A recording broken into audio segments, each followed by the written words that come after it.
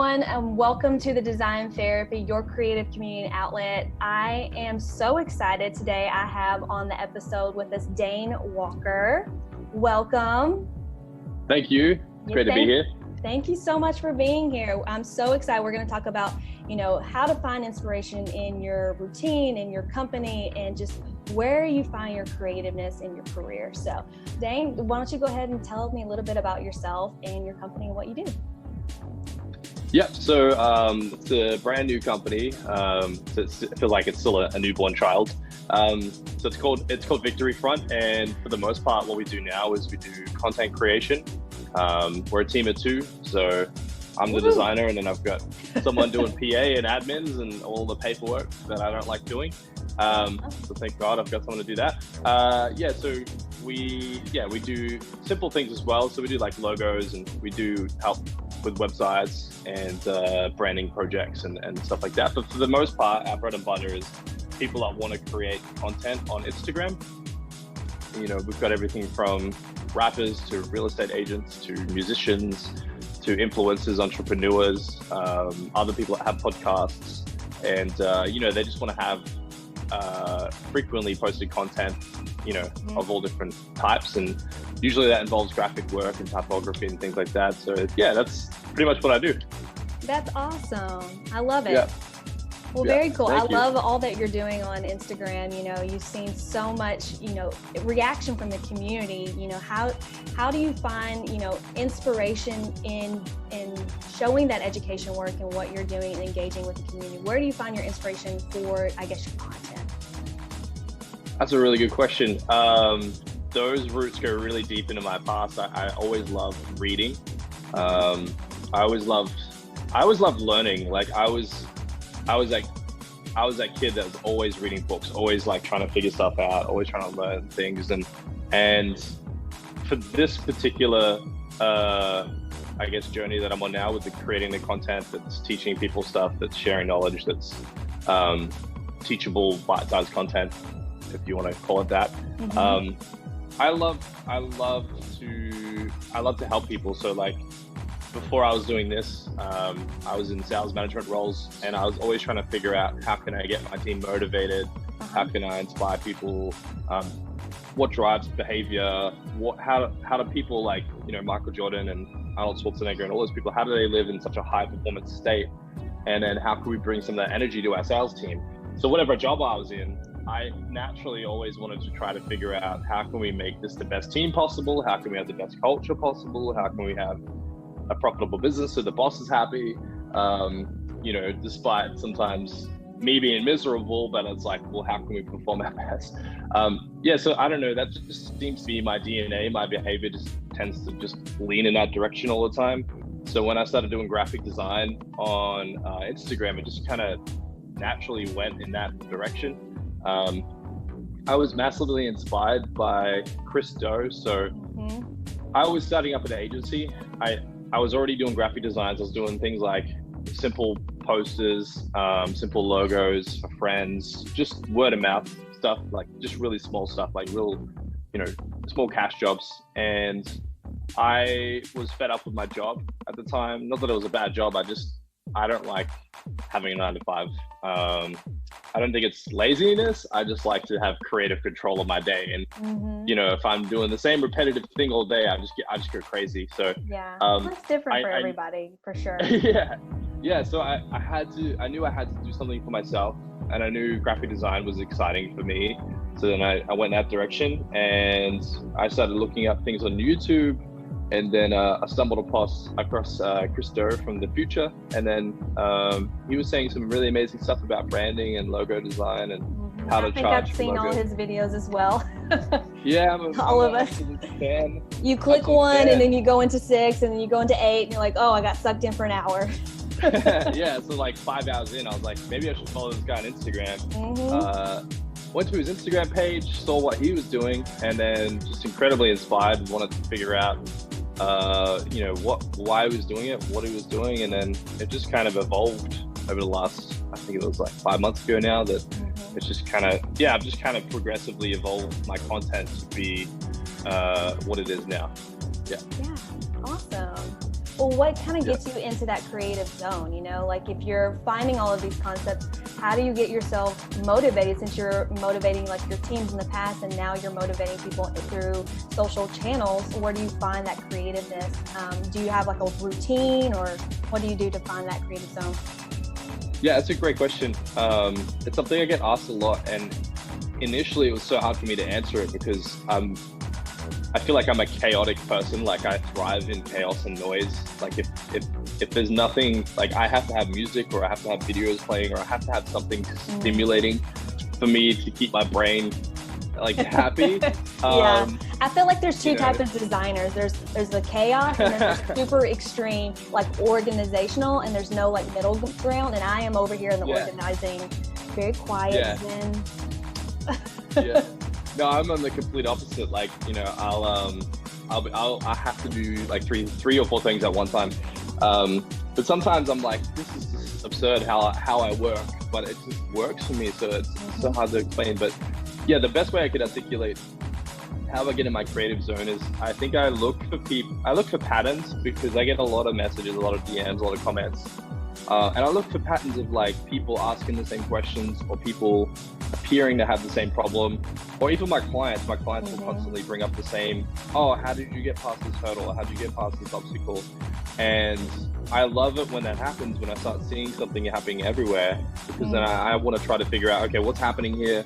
I like to analyze it. I like to look at it. And then I start there. I just kind of find an idea or a topic that a lot of people are having as an issue, and then I try to, from that point, to create it into a piece of content that people can consume. I have an ideas folder, which sometimes I just go on the web and I just look up images that interest me, that I think would be a part of my palette for my branding, and I'll throw them in that folder. But then if I have an idea like this, let's just say I get an idea about, you know, I did one recently about like steal my content. So like, I have so many people ripping off my content. So as a joke, I wanted to make a piece of content that was about like, you know, if rather than doing it sneakily, just be obvious about it. If you want to steal my content, go ahead. Yeah. Just tag me, don't let me know. I don't care. Yeah. And then just add the credit where the credit is, you know, due to the person who created it, you know? Yeah, but I did it like sarcastically, like, don't give me credit, put your logo on top of my logo, delete. Oh, okay. Yeah, so I made this post, which a lot of people are taking my content and then deleting my logos and then my photo at the end, putting their logo on it, writing their own caption and pretending like they created the piece of work. They created it, yeah. And so I made a post that was like sarcastically, like, this is how you steal my content. Take my logo out, you put your logo here, you know, crop the top off and put your photo there. And, you know, I feel like that happens so much more now, you know, like back in the day, you could have gotten away with it. Or if it was like on a large scale, you probably get a lawsuit. I know in school, they would say, if you change something, make sure you change it at least 75 to 80%. And then you can say that it's your own, you know, to be safe than sorry. Yeah. No, people steal my colors, steal my copy and my images, and even though I paid for licenses for these images, they just blatantly steal it. And you know, people like, does it bother you? And they like, does it bother you? And I'm like, to be honest, like I would be more concerned when they stop stealing my work. I think it's annoying. I don't promote theft, but like it was like when that was happening a lot, I kind of realized, I'm like, oh, people find this really invaluable. They feel like that if they copy it, they can get the same results as me. Like there's a lot going on, but at the end of the day, they're inspired and they're trying to do something. So like, I think if someone's motivated in that direction, great. But I'll send them a message and be like, hey man, like, you know, please don't do this. Like, this is the way you should do it. But yeah, so from concept to creation, I just found images that were like people wearing balaclavas and stuff like that. And then I just kind of like, I hop into Photoshop and I just kind of start throwing things together. So for me, it's chaos. I don't really have a process. I just kind of grab an idea, I find some images that would match that idea, and then I try to just, you know, create some time where I sit down, put some music on, and just throw it together. So music is the only other thing I guess that would inspire me. Yeah, let it flow. So I'm not really rigid with that. There's so many different ways I do that as well. Like a lot of other content I've created has just happened in other different ways. But but yeah, for the most part, just chaos, just organized chaos. Well, you'll have to share your top 10 playlist for your In the Zone creative for everybody. So I'll make sure that you send that to me afterwards, your top 10 playlist. All right. Okay. There's some weird stuff in there. I'll just tell you that right now. Hey, I love it. I've got some everything. 90s music from, what is that movie? Not 90s, early 2000s, the Tomb Raider, the very first one with Angelina Jolie. Really? Lara Croft. Yeah. All that 90s techno, that's kind of like my go-to to get in the zone. No way. I'm the same. 90s techno is like, it's the best place. Like, I don't know if you know the band, The Crystal Method. It's just like a lot of synth repetition. Yes. I get in the zone with that. But then I'll listen to really weird stuff. Like, I don't know if you know who Gogol Bordello is. He's got a song called, just look this up on YouTube if you're listening, or is Start Wearing Purple by Gogol Bordello. It's like a gypsy rock punk band. I love it. Stuff. Yeah, for sure. Yeah, I'll check that out. You'll laugh. It's such a weird song. But yeah, I think music plays a big role for me. Like, I don't know, like, I think creative type people just really thrive off music, so it helps me a lot. Awesome. Well, going back to some of the artistic influences, you were talking about Christo. Who else kind of influenced you as an artist? You know, it doesn't have to be, I guess, in the design medium, but like, who else in the world kind of helped influences your career and your path? That's a really good question. I mean, if I was to go back, dead or alive, it doesn't matter. Yeah. So this gentleman's alive, I think. I used to work in a t-shirt shop 10 years ago, and it was a really fun job. So like, we had like, it's like a wacky gimmick t-shirt shop where you could come in and buy something, or you could custom make something, and we'd press it there in the shop. And I was getting bored of the designs we had in the shop. So like, I was always trying to find really controversial, not in a bad way, but like really just like things that people would stop when they would walk past the store and look at and be like, what the hell? Like, you know, so I started looking on the internet. I looked up artists and stuff like that. And then I discovered Banksy, who was like a graffiti artist. Yep. I think in the United Kingdom. World renowned now, yeah. Back then you would say Banksy and people like, who's that? But now you say it and everyone knows. But I started looking into his art, and like, that was probably the first time looking back that I felt really inspired. Was his art was like so controversial, because he would just use political agendas, or he would twist things, and I liked how he would like grab something that was like innocent and like make it twisted or horrific or evil or whatever, and or make you think, you know, push the boundaries of what is like socially accepted, you know, push past some things that are wrong in the world, you know. I really like his art as well. Yeah, like his art just makes you think a lot, like, and it won't even just be one direction. It'll make you think about like, oh, is this what he's trying to say, or is it this? And it means something different depending on who was looking at it. So that inspired me for a couple reasons. One was like, I loved how, I guess, you know, Robin Hood he was. Like, you didn't know who the guy was. It was mysterious. It was kind of this fun element of like, who is this guy? Why is he doing this? You know, he wasn't public about it, but then all these celebrities were buying his work, and obviously he had connections. But like, I loved his work because it was controversial. I loved the most exciting thing for me was like how rebellious he was. Like, he just didn't care about the laws. He didn't care about the system. He just kind of worked outside the paradigms. He wasn't doing anything wrong, but it was exciting how he just challenged everything. And I think something in my being loves it when people challenge the status quo, that they challenge what's normal, and then they're so passionate they kind of ignore the rules. They just kind of go for it. So that really inspired me. And then I started getting really creative with my t-shirt designs, and I started really pushing into Photoshop skills and design skills. And then we were able to make a lot more sales because of the designs I was coming up with. So that was the first time I kind of realized that I had some value with designing, which was more than just a gimmick t-shirt, but I could make art on a shirt that people would get excited to buy. Yeah. I love that the influences that you have for like an artist or designers kind of really leans into who you are, you know, with the chaos, the creative, and having so many things go on. You know, for me, I'm like a Piet Mondrian. Do you know who that is? with the very Yeah. stark lines. Yeah, I'm a very organized, structured, simplistic modern designer. So it really shows, you know, how people pick what they do from influences in the past and present and draw it into their career. So that really says a lot about you. That's awesome. That's awesome. Yeah, maybe I should do like a homage to Banksy because he inspired Why me so not? much. So. That should be your next I love post. Why not? All right. Do your next All right. carousel on that. I challenge you. I'll promise. I'll do that. Okay. That's a great idea. I didn't even really realize this until you asked me this question. I was like, oh damn! Like if I was to go way back, that'd probably be the first time.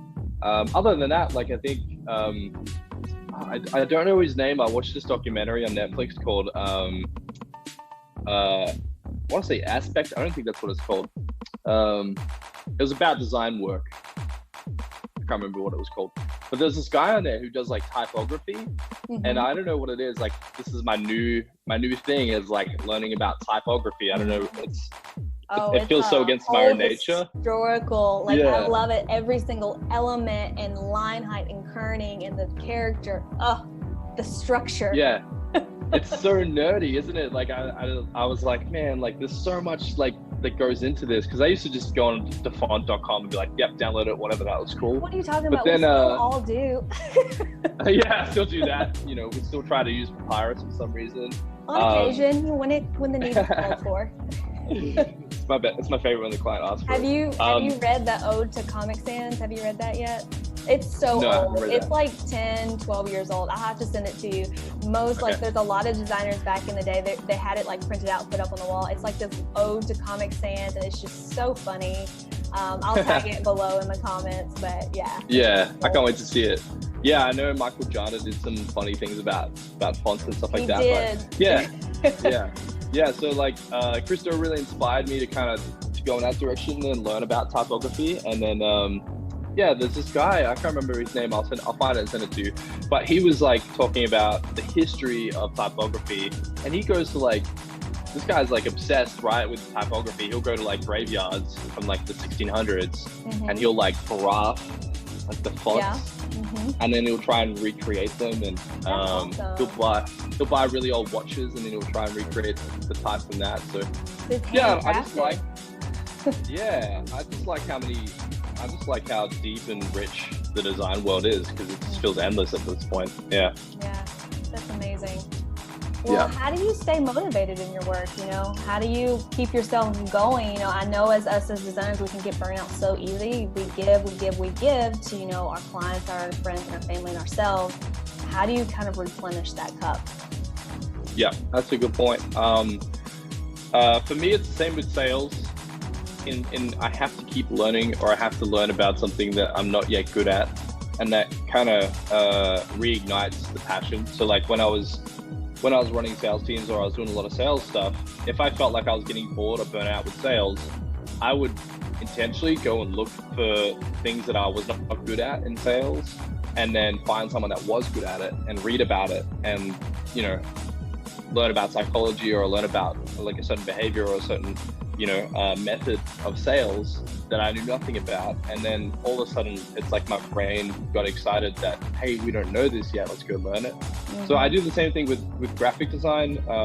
Whenever I find myself getting burnt out or stressed or tired, you know, obviously I'll take a break and I'll step back. But then if I want to find motivation, I'll just go look at other artists. I'll just go look at someone that's doing stuff that I don't know how to do. You know, even like, this is something I'm going to do, but I know like even just going to like an art museum and just looking at art, I think looking at other people's work and trying to go, wow, how do they do that? How do they think of that? That's enough for me to kind of stay excited and to push myself to grow my work. I feel like every month my style and my ideas change a little bit. So then I'm grateful for my audience, because it doesn't matter when I change my style or I change my approach, they still respond positively. So I'm lucky in that way, where I don't really have an audience that punishes me if I change too much. So that's good. Yeah, that's amazing. Well, do you find, on that note, so do you find any obstacles in that? Do you find any challenges in your creative journey, or like your day-to-day with content and branding and design? Yeah, for me right now, and this is of my own creation, um, I've done really well to get the clients that I have. So much so that sometimes I'll be working from 5 in the morning until 2 or 3 a.m. just the whole way through. I'm blessed. My girlfriend, she'll feed me. She'll make sure that You I don't got keel caffeine over. and I don't keel over, right? She'll force me to have a break. I love this is someone that inspired me, and this is off topic, but then I'll segue and I'll come back I promise. I saw this thing about Beyonce where she was getting ready for her concert, and the amount of energy that woman puts into her concert is disgusting. Like, she will dance for 3 days without sleep, rehearsing, without eating, without stopping. And just making sure all her backup dancers, all the lighting, like everything from the lighting to the sound to the dances, everything. She's like, sounds like she's a control freak, and I guess she is. But she puts so much passion into her live show that she puts on one of the best live shows that the planet will ever see, because she's so intense and so thorough. Like, I draw inspiration from people that can work at that level. So for me, I tend to just work at that level. I've built myself so many clients that I've got so much work to do. The biggest obstacle, though, in doing that is now I don't have the time that I need to read and to learn and to soak in new information. So so like my own creation, which you have to balance it, and I had to kind of go, all right, well, I need to stop taking on so many clients. And my coach was like, cool, just jack your price up. Sorry if my clients are listening to this, but I raised my prices. It's a part of the business as you grow, I just felt bad putting my price up that high, and he's like, no, just keep going until these people start saying no. And now I'm at a point where people are starting to say no, and I've got enough clients that I'm happy with. And if I'm at a point now, if I take a client on, I want to do it. Whereas in 2 months ago, I would just take on everyone. Yeah. So I'm privileged to have that opportunity. But yeah, the problem is at the moment with what I'm juggling, I wish I had more time to read. I wish I had more time to study. And that's the biggest challenge for me right now, is like, I want to keep growing and progressing, but I feel like I'm slowing down with that because of how much workload I've taken on. That actually leans back into your personality. That's so crazy, because mine is very slow and methodical. I'm a very cautious, like, I will slowly build something gradually. And I set time parameters around my schedule. So that's very interesting that you're like a 5 to 2 o'clock in the morning. Very cool, because I would go, you have your 3-day burst. I would go 7 days, but at certain amount of times. I see what you're saying. Segmented over a longer period, but having those breaks in between. So it's interesting, how we all like work and put our design out there and work with clients. It's very interesting. Yeah, it is. And I'm learning to kind of like put a rein on that horse, because I feel like that's such a dangerous place to build a business, is like in that state. So I'm grateful because my beautiful girlfriend Ellie, she's like you. She's like systematic. She's like, everything has a template, everything has a structure, everything has a time frame. So like having her understand me and have patience for me, but then also naturally being inclined to do things like yourself, to have a schedule and time frame and stuff like that. It kind of brings me back to this equilibrium where I'm kind of like, I can be happy because I got both, so like she kind of fills the gaps, if you will. Yeah, that's awesome. Well, you said her name is Ellie. Thanks, Ellie. Yeah, I'll let her know. She's excited. She's listening in, but she's in the next room. But yeah, she's great. She just is nothing but a massive support for me. And in the last few months, it was really tough because I was working a full-time job 3 months ago, and so where I live and where I work was quite a drive, and then I would go to the gym, so it'd be like 2 hours a day driving, and then 2 hours a day at the gym, and then eight hours working. So then I'm already 12 hours into the day. Then I would be home, and then I would be working for 6-7 hours when I would get home in order to get this off the ground. So like I just kind of was in that state, and I've been in that state for so long that now I'm starting to feel, I don't like the word burnout because I'm not a candle, but like I just kind of felt my energy level was coming down. And I was like, okay, I need to not take on so many clients. And shift, yeah. Well, cool. Shift out, yeah. Well, I have a couple more questions for you. So what is some of the best advice you've ever been given? Yeah, okay. In person or like through your career, in person? It can be anything. You know, what's the best advice just you've ever been given that really resonated with you? I remember like this distinct thing. I used to do network marketing. If you guys want to call it pyramid scheme, or one of those things where you sell juice, that type of thing. So I did one of those many years ago. And this is probably the most distinct thing in my brain, was a conversation I had with the particular gentleman. Anyway, so I was in Australia. I was one of the top 10 performers for this company, and I got invited to speak. So there was an audience of about 5,000 people, and I had to speak for like 5 minutes, and I was like terrified to get up in front of this many people and to speak for 5 minutes felt like an eternity to me. So like I was a mess. I was sweating. I had anxiety. I didn't know what I was going to talk about. Don't raise your arms on stage. Yeah. So I at the end, I literally didn't write anything. I just, like, this sounds so stupid, but I just got up on stage and just winged it.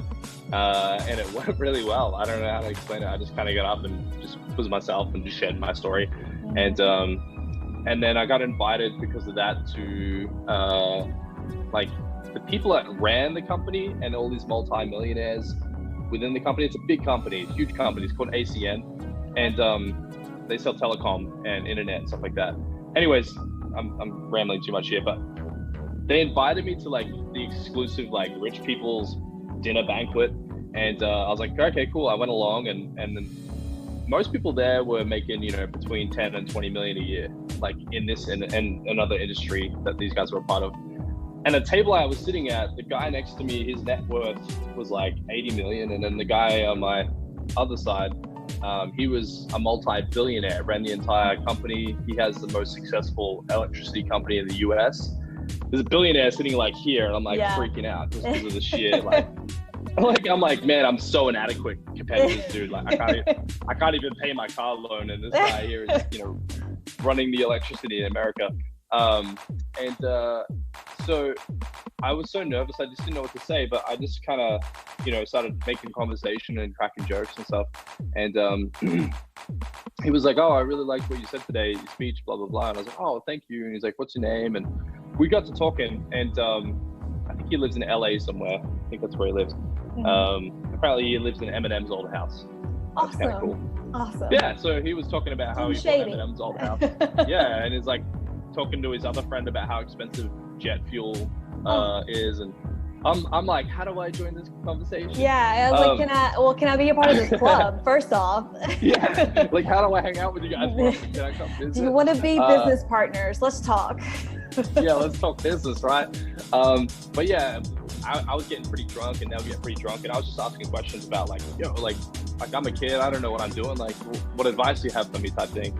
And I remember he leans over the table and he goes, he says to me, he's like, he's like, whether you're doing this or something else, like, do you want to succeed in business? And I was like, yeah, sure, like, of course I do. And he goes, okay, cool. The best advice I ever got, I'm going to give it to you. And he said this, he said, employees have a different mentality than people in business. And he's like, if you think like an employee, you'll always stay poor. And he's like, it's that simple. He goes, if you think like the wealthy think about how can I invest money and how can I grow and how can I multiply? And they don't look at work as like, I did an hour's work, where's my pay? They look at it like, I invested 100 hours.